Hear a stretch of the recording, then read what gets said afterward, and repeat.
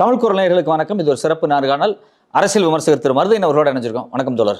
வணக்கம். எதுக்கு சண்டைக்கு போனேன்? இப்போ என்னென்னு நான் சொன்னேன், ரெஜிமும் மாற்ற போகிறேன்னு சொன்னேன், அணு ஆயுதத்தை கைப்பற்ற போகிறேன்னு, ஏவுகணை இதெல்லாம் வந்து அழிக்க போகிறேன்னு சொன்னேன். ஏதாவது நடந்திருக்குதா? எதுவுமே நடக்கலை. எல்லாம் ஆமாம், புதுசாக ஒரு தலைவலியை இழுத்து விட்டுருக்கிறேன். இப்போ எதுக்கே அவ்வளோ ரூபா செலவு பண்ணேன், இப்போயே எவ்வளோ $1 பில்லியன் செலவாயிருக்கு, இதை வச்சு என்ன பண்ணியிருக்கலாம்னு எழுத ஆரம்பிச்சிட்டாங்க.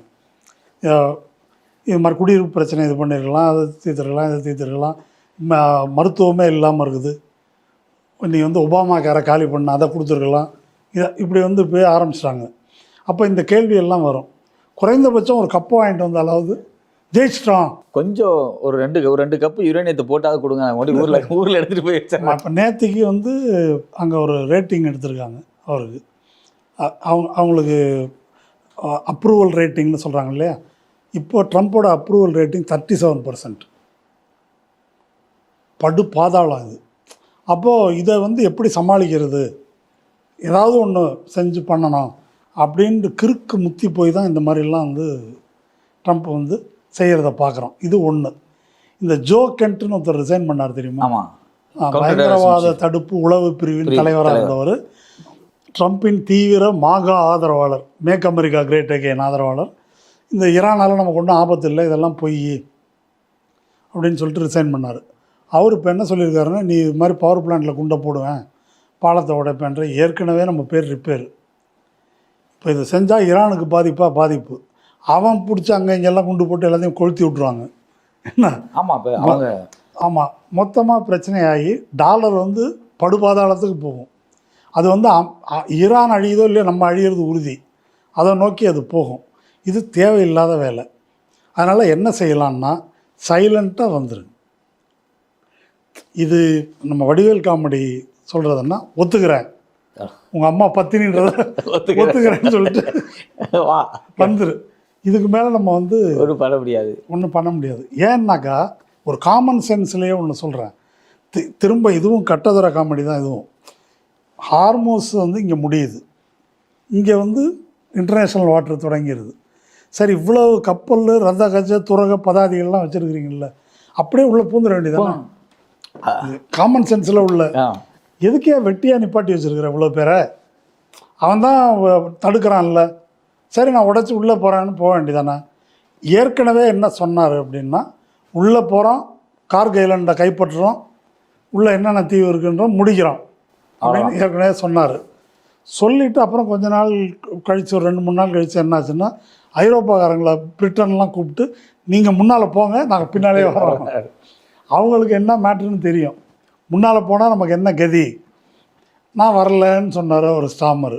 நீ எல்லாம் ஒரு ஆள், ஒரு இத்து போன பிளேனை வச்சுருக்கிற, நீ ஒரு நாடு. அப்புறம் அந்த பிரான்ஸ் அதிபர் இது லாயக்கு இல்லைன்னாரு. நீ போடா, நீ பொண்டாட்டி அடி வாங்கினவன். இதெல்லாம் வந்து ட்ரம்ப் பேசுனது, நான் சொல்லலை, ட்ரம்ப் சொன்னது இதெல்லாம்.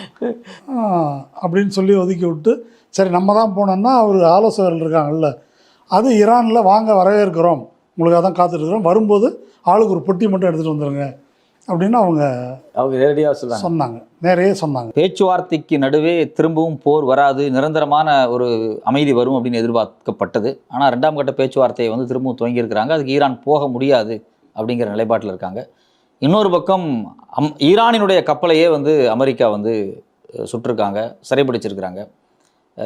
இன்னொரு பக்கம் பார்த்தா இந்திய கப்பலையும் வந்து ஈரான் வந்து சுட்டிருக்காங்க. இது மாதிரி பல பிரச்சனைகள் தொடர்ச்சியாக இதை ஒட்டி நடந்துகிட்ருக்கு. திரும்பவும் யுத்தம் வர்றதுக்கான வாய்ப்பு இருக்கா? வாய்ப்பு இருக்குது. யுத்தம் வர்றதுக்கு வாய்ப்பு இருக்கா, பேச்சுவார்த்தை தொடருவதற்கு வாய்ப்பு இருக்கா அப்படின்றது 2 எதிர்நிலையில் வச்சு பார்க்காம, இது திருடன் உண்டு ஆனால் பயம் இல்லை அப்படின்னு ஒரு சொல்லுவாங்க, ஒரு கள்ளன் உண்டு பயம் இல்லைன்னு சொல்லுவாங்க. அந்த மாதிரி யுத்தம் இருக்குது, பேச்சுவார்த்தையும் இருக்குது. ஆனால் இன்றைக்கி பேச்சுவார்த்தைக்கு ஈரான் வரல. இப்போது இது ஏன் அப்படின்னு புரிந்து கொள்வதற்கு, எப்படி பேச்சுவார்த்தை முதல்ல வந்துச்சுன்னு புரிஞ்சுக்கணும். நம்ம முதல்ல இருந்து பேச்சுவார்த்தையை கேட்டது ட்ரம்ப், அது ஈரான் தான் பயந்து கேட்டுச்சு அப்படின்னு ட்ரம்ப் சொல்லிட்டு இருந்தார். அப்படி இல்லை, ட்ரம்ப் தான் கேட்டாருன்னு அவங்க ஊர்லேருந்து வர ஃபினான்ஷியல் டைம்ஸ் பத்திரிகையே வந்து அதை எக்ஸ்போஸ் பண்ணிட்டாங்க. ஈரான் அப்போலேருந்து என்ன சொன்னாங்கன்னா, எங்களுக்கு போர் நிறுத்தம் வேண்டாம், சமாதானம் வேண்டும், சமாதானம்னா எங்கள் ஊருக்கு மட்டும் இல்லை, வளைகுடா பிராந்தியத்துக்கு சமாதானம் வேண்டும் அப்படின்னு சொல்லி தான் எங்களுடைய கோரிக்கை அப்படின்னு அவங்க ஒரு 10 பாயிண்ட் சொல்லியிருந்தாங்க.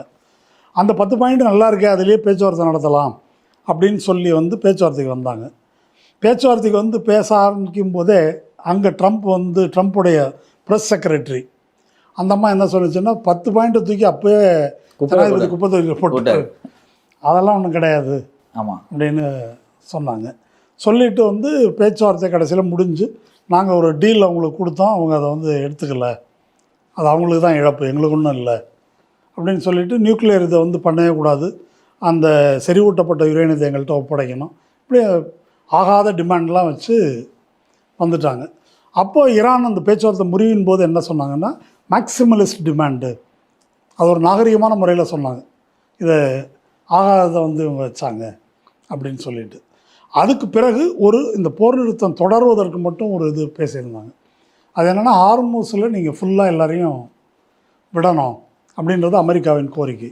அப்படி நாங்கள் விடணும் அப்படின்னாக்கா லெபனானில் இஸ்ரேல் அடிச்சுக்கிட்டே இருக்கிறாங்க. போர் நிறுத்தம்னா என்ன அர்த்தம், அதை நிறுத்த சொல்லு, அப்போ தான் இதை யோசிக்க முடியும் அப்படின்னோடனே ட்ரம்ப் முதல்ல என்ன சொன்னார்னாக்கா, அதுக்கும் இதுக்கும் சம்மந்தம் இல்லை அப்படின்னாரு. அதுக்கும் இதுக்கும் சம்மந்தம் இல்லைன்னா இப்போ ஆளை விடு, அது அடைச்சி தான் இருக்கும் போன்னு சொல்லிட்டாங்க.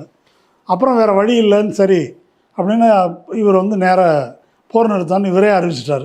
லெபனான் இஸ்ரேல் ஆமாம், இனிமேல் சொல்ல மாட்டாங்க அப்படின்னாரு. நெத்தன்யாவுக்கு அறிவிப்பு கேட்டு தான் தெரியும் இருக்குது. அது முடிஞ்சது, அறிவிச்சிட்டாங்க. அங்கே அது நிறுத்தப்பட்டு விட்டது. அது நிறுத்தப்பட்ட பிறகு தான் இவங்க ஹார்மூஸை ஓப்பன் பண்ணுறாங்க. இந்த ஹார்மூஸை ஓப்பன் பண்ணுறதுன்றது திரும்ப திரும்ப நாங்கள் எப்பொழுதுமே மூடவில்லைன்றது அவங்க சொல்லிட்டு இருக்கிறது. அவங்க சொன்னது என்னென்னா, எதிரி கப்பல்களை நாங்கள் அனுமதிக்க மாட்டோம். இந்தியா, சீனா, Philippines, South Korea, Japan, France இவங்களுக்கெல்லாம் நான் அனுமதிச்சு தான் இருக்கிறோம். அப்படி தான் இருந்தது, அது நமக்கு தெரியும். அப்படி இல்லை, எல்லாத்துக்கும் திறந்து விடணும் அப்படின்றது ஒரு கோரிக்கை. ஓப்பன் பண்ணிட்டாங்க. ஓப்பன் பண்ண உடனே அதில் என்னன்னாக்கா, இந்த முற்றுகையை இப்போ இவங்க விலக்கிக்கணும். ஓப்பன் பண்ணலைன்றதுக்காக தான் அமெரிக்க கடற்படையை கொண்டு ஆமாம் ஒரு 50,000-60,000 பேரை வச்சு முற்றுகையிட்டு அதிநவீன ஆயுதங்கள், விமானம் தாங்கி கப்பல்கள் அதோடு போட்டு வச்சுருந்தாங்க. முற்றுகையை விலக்கிக்கணும். திறந்த உடனே ட்ரம்ப் என்ன சொன்னாருன்னாக்கா, இந்த முற்றுகையை விலக்கி கொள்ள மாட்டோம், ஈரானுக்கு யாரும் கப்பல் போகவும் கூடாது வரவும் கூடாது, மிச்ச கப்பலை தான் நாங்கள் விடுவோம் அப்படின்னு ஒரு புது ட்விஸ்ட்டு ஒன்று விட்டு, எப்போ நாங்கள் முற்றுகையை விலக்குவோம்னா 100% பேச்சுவார்த்தை முடிஞ்சு நான் நீட்டுற இடத்துல அவங்க கையெழுத்து போடணும், அப்போ தான் நாங்கள் முற்றுகையை விலக்குவோம், இது வேலைக்கு ஆகாது அப்படின்னு இப்படி ஒரு பேச்சு நடந்துட்டு இருந்துச்சு. இதுக்கு மேலே போய் ஒரு படி மேலே போய் ஒத்துக்கலை அப்படின்னா எல்லா பவர் பிளான்ட்டு, பிரிட்ஜு ஒன்று மிச்சம் இல்லை, எல்லாத்தையும் தரமட்டமாக்கிடுவேன். ரொம்ப நல்லவான்னு நினச்சிங்களா, ரொம்ப இழிச்சவான்னு நினச்சிங்களா என்ன அப்படின்னு ஒரு ட்வீட் போட்டார். இது போட்ட உடனேயே இந்த ஈரானுடைய ஸ்பீக்கர் இருக்கிறார் இல்லையா, இந்த பேச்சுவார்த்தையை நடத்திய கலிபாஃப், இது நேற்று சாயங்காலம் 6:15 மணிக்கு இல்லை 6:45 மணியோ 7 மணிக்கு ட்ரம்ப் இதை போடுறாரு. அதுக்கப்புறம் அவங்க கூடி பேசிட்டு நடுராத்திரி நம்ம இந்திய நேரப்படி 3 மணிக்கு முற்றுகையை விலக்காத வரை ஹார்மூஸை நாங்கள் மூடிடுவோம். இதற்கு இடையில் தான் இந்த சம்பவங்கள் நடக்குது. ஈரான் கப்பல் வருது. ஸ்பீக்கர் கூட போட்டிருந்தாரு, இவங்க திருப்பியும் ஃபோர்ஸ் அக்குமுலேட் பண்ணிருக்காங்க சில இடங்கள்ல அப்படிங்கிறத அவர் சொன்னார். இதுக்கு இடையில தான் ஈரானுக்கு சீனாவிலேருந்து ஈரானோட கப்பல் ஒன்று, அது வணிக கப்பல், அந்த கப்பல் ஏதோ சரக்கு ஏற்றிட்டு வருது. அந்த கப்பல் உள்ளே வரும்போது இவங்க அமெரிக்க கடற்படை அது சர்வதேச கடல் எல்லை வழியாக ஹார்மூஸுக்குள்ளே நுழையக்கூடாதுன்னு இவங்க சொல்கிறாங்க. அவங்க அதை சட்டம் பண்ணாமல் போகிறாங்க. போன உடனே என்ன செய்கிறாங்கன்னா, இவங்க அந்த என்ஜின் ரூமை நோக்கி அடிக்கிறாங்க. அடிச்சுட்டு ஹெலிகாப்டரில் இறங்கி அந்த கப்பலை கைப்பற்றுறாங்க. இது இவங்களை ப்ரொவோக் பண்ணுது. யாரை? ஈரானை ப்ரொவோக் பண்ணுது. உடனேயே அதுக்கு எதிர்வினையாக ஹார்மூஸ்லேருந்து வெளியே வர கப்பல் இருக்குல்ல, ஹார்மூஸை க்ளோஸ் பண்ணிட்டோம் அப்படின்றாங்க. ஹார்மூஸுன்றது பல 100 கிலோமீட்டரு இந்த ஏமன் வளைகுடா, அந்த முனையில் ஹார்மோஸ் நெக் இருக்குது, ஆமாம் உள்ளே வந்து அது போகுது. ஆமாம். இந்திய கப்பல், சீன கப்பல், ஃப்ரெஞ்சு கப்பல், இவங்கெல்லாம் அந்த IRGC இருக்கிறாங்க இல்லையா, இஸ்லாமிக் ரெவல்யூஷனரி காட் கார்ப்ஸ், அவங்கள்ட்ட டோக்கன் வாங்கிக்கிட்டு அனுமதி சீட்டு வாங்கிக்கிட்டு வராங்க. இங்கே வந்து இவங்க சுட்டு யாரும் போகக்கூடாது அப்படின்னு சொல்கிறதுன்னா கப்பலை பார்த்து சுடலை, எச்சரிக்கை வார்னிங் ஷாட் அப்படி சுட்டு சொல்கிறாங்க. அதில் வந்து இந்திய கப்பல்லேருந்து நாங்கள் இது மாதிரி அனுமதி வாங்கிட்டு வந்திருக்கிறோம் அப்படின்னு அவங்க ஆடியோவில் அவங்க சொல்கிறாங்க. இல்லை இல்லை நிலைமை வேறு அப்படின்னு சொல்லி இவங்க க்ளோஸ் பண்ணிடுறாங்க. அந்த கப்பலை யூட்டர்ன் எடுத்து உள்ளே போங்க அப்படின்னு சொல்லி திருப்பியும் ஹர்முஸுக்கு தாண்டி நீ மறுபடியும் வெளியே வரக்கூடாது, உள்ளே போங்க அப்படின்னு சொல்லிடுறாங்க. இதுதான் டெவலப்மெண்ட். இந்த யுத்தத்தை நடத்துறதுல அமெரிக்காவுக்கு பெரிய சிக்கல் இருக்குது, அவங்க நடத்த விரும்பலை, அவங்க எப்படியாவது இதுலேருந்து வெளியே போகணும் முயற்சி பண்ணுறாங்க அப்படின்னு நீங்கள் சொன்னீங்க. ஆனால் இதில் பார்க்கும்போது திரும்பவும் அமெரிக்கா தான் அந்த பிரச்சனையை வந்து மறுபடியும் உருவாக்குற மாதிரியே இருக்கே இது. இல்லை, ட்ரம்ப்புக்கு வந்து ஒரு பிரச்சனை இருக்குங்க. ஈரான் வந்து ஒரு துக்கடா நாடு. முதல்ல அவங்க என்ன சொன்னாங்க, போய் அடித்தா ஒரு 3 நாளில் முடிச்சிடலாம், கம்பெனியை காலி பண்ணுறோம், 3 நாளில் மக்கள் எழுச்சியை உருவாக்குறோம், அதிகாரத்தை ஆட்சி மாற்றோம் அப்படின்னு நெத்தன்யாகு ட்ரம்ப் மண்டையை கழுவி கூட்டின்னு வந்துட்டார். வந்தாங்க. அது போயிட்டே இருக்குது. அதனால தான் பாகிஸ்தானை கூப்பிட்டு இதை பேசி முடிச்சு விடுங்க அப்படின்னு. அப்படி சொன்னாலும் இவர் உலக நாட்டாமை என்ற முறையில் அவருக்கு ஒரு அவமானம் ஜெயித்தோம் அப்படின்னு இருக்கணும். அப்போ அதனால தான் ஒவ்வொரு முறையும் முதல்ல பேச்சுவார்த்தைக்கு வரும்போதும் அந்த 10 பாயிண்ட்டு சூப்பர் பாயிண்ட்டுன்னு ட்வீட் போட்டிருக்காரு. அதுக்கப்புறம் அதை தூக்கி குப்பையில் போட்டாங்க அப்படின்னாங்க. இப்போ வந்து இதே மாதிரி ஒத்துக்கலைன்னாக்கா நான் அடித்து இது பண்ணுவேன். இது ட்ரம்ப்போட ஸ்டைல். ட்ரம்ப் வந்து தனிநபர் என்ற முறையில், அமெரிக்கா ஒரு வல்லரசு, அதோட தன்மையே வந்து ஜனநாயகத்துக்கு எதிரானது, அடாவடித்தனம்.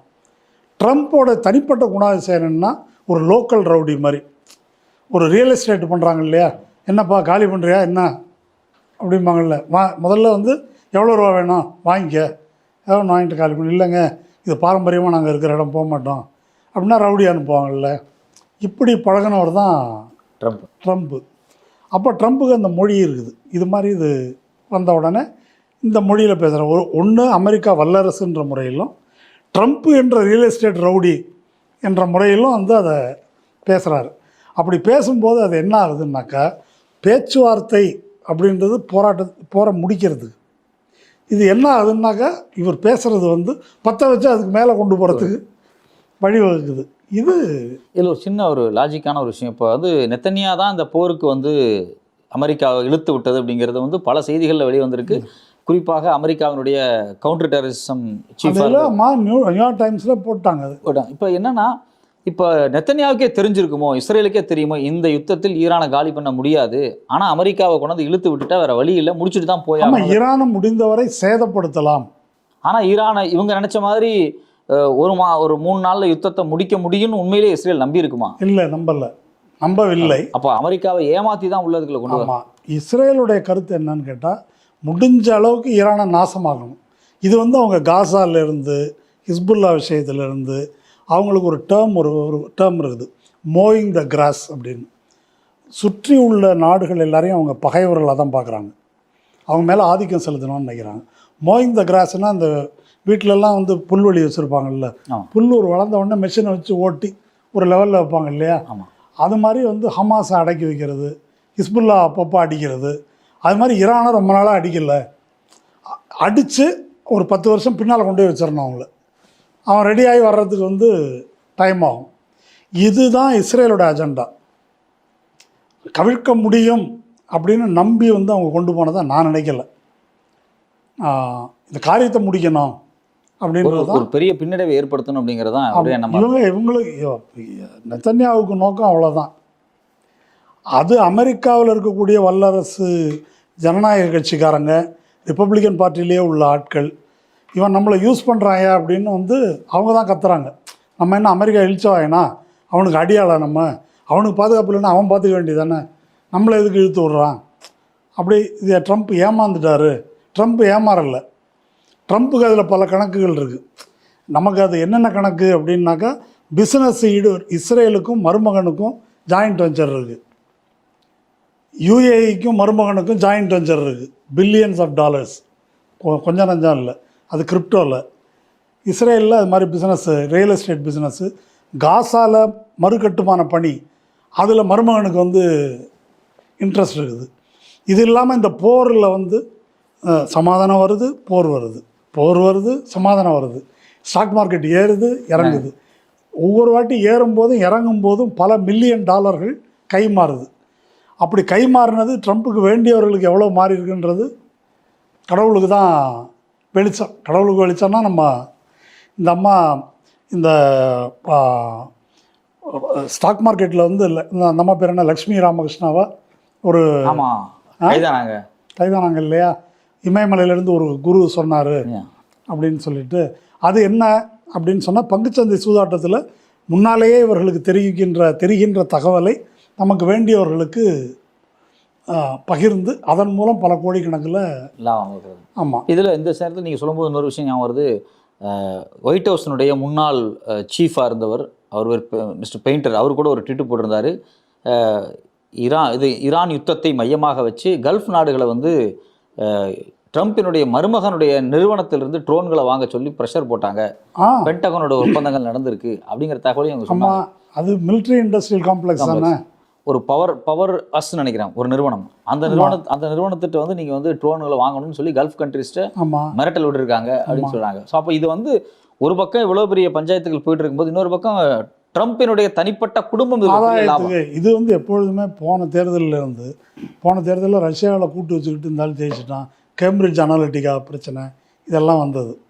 அமெரிக்கா முதலாளி வர்க்கம் இருக்கு இல்லையா, பன்னாட்டு முதலாளிகள், அவங்களுடைய பிரச்சனையே என்னன்னு கேட்டால், பன்னாட்டு முதலாளி வர்க்கத்தின் நலன், அதாவது அமெரிக்க வல்லரசின் நலனை காட்டிலும் தன்னுடைய நலனுக்காக நம்மளை வந்து அவன் விலை பேசுகிறான், ரேட்டு பேசி வந்து இது பண்ணிக்கிறான் அப்படின்றது தான் ட்ரம்ப்போட அவங்களுக்குள்ள பிரச்சனை. பாரம்பரிய முதலாளிகள் இருக்காங்கல்ல, ஆமாம், அது வந்து ட்ரம்ப்போட ஒரு கேரக்டர். அது உள்நாட்டில் இப்போ ஒரு எதிர்ப்பு வந்திருக்குல்ல. ஆமாம், எதிர்ப்பு வந்திருக்குது. உள்நாட்டில் கடும் எதிர்ப்பு வந்திருக்குது. இப்போது ட்ரம்ப் வந்து இதில் தோற்றுவிடு, நீங்கள் கேட்ட கேள்வி வந்து சிக்கலில் மாட்டியிருக்காரு அப்படின்னாலும் சமாதானமாகிறது ஏன் அவரே கெடுத்துக்கிறாருன்றது அது ஒரு முக்கியமான விஷயம். அதுதான் நீங்கள் கேட்டீங்க. அதுதான் இந்த கேரக்டரிஸ்டிக்ஸு, இப்படி கெடுத்துக்கிறாரு. ஒரு விரிவான உரையாடல் தொடர். உங்களுடைய நேரத்துக்கும் கருத்துக்கு ரொம்ப நன்றி தொடர். நன்றி.